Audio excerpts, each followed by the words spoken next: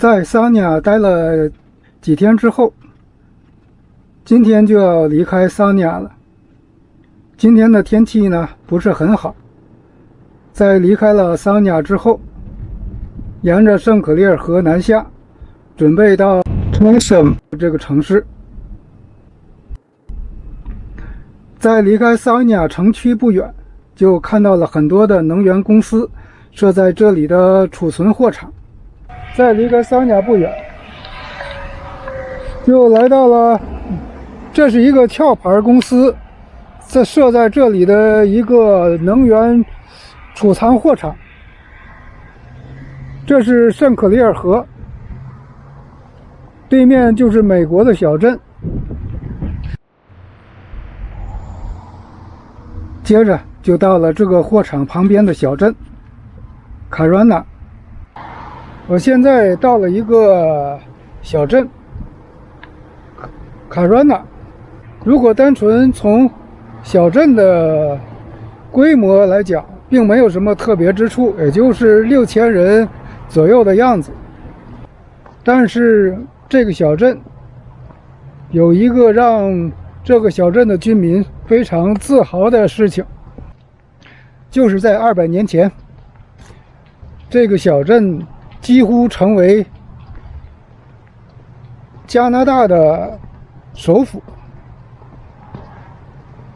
在加拿大联邦成立之前，安省和魁北克呢是分为上加拿大和下加拿大。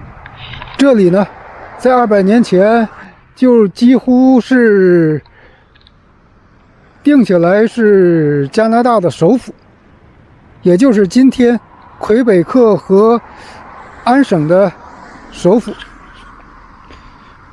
但阴错阳差，这个首府呢给定在了 Kingston， 这个小镇就错失了这个机会。主要还是因为这里只是与美国呢只有一条河之隔，非常的近，就和乃瓜安德雷克小镇是一样的。这个小镇主要就是在19世纪的时候是以造船和航运为主，后来进入了20世纪呢，它就是以金属和纺织以及石油相关的产业是它主要的一个经济支柱。今天这个小镇就是靠着200年前几乎成为加拿大首府的这么一个吸引人的地方来吸引游客。在夏天还可以在圣克里尔河上泛舟。在离开小镇之后，继续沿着圣克里尔河南下，路过不少的小镇，并没有停留，主要还是没有什么特点，就是沿河的休闲设施。现在这个季节都关闭了，就没有必要停留下来。接着就到了特什的一个社区 Wallensburg。我现在来到了一个小镇，这个小镇的人口呢有1万多人，但是这个小镇现在已经与其他的城市合并，成为那个城市的一部分。现在它这个镇呢就撤销了，变成一个城市的社区。这个地方就是 Wallensburg。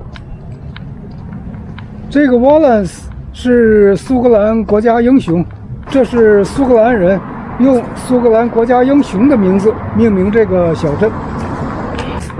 我现在就在这个小镇转一转，其实这个小镇也没什么特殊的，就是看一看。这是小镇的中心，这个小镇是和特什合并，成为特什。这个城市的一部分。这个小镇实际上它的经济现在就是以汽车零件、工具以及模具制造为主。这是瓦兰斯伯格的沿河景观。在这个小镇转完之后，感觉并没有什么特殊之处，也就不在这个小镇停留了。接下来就要去这个小镇所属的这个城市 Trondheim， 距离这里呢要有30公里的车程。我现在来到了查塔姆这个城市，这个城市有人口10多万人，有一些500强的企业在这里设立工厂或者是办公室。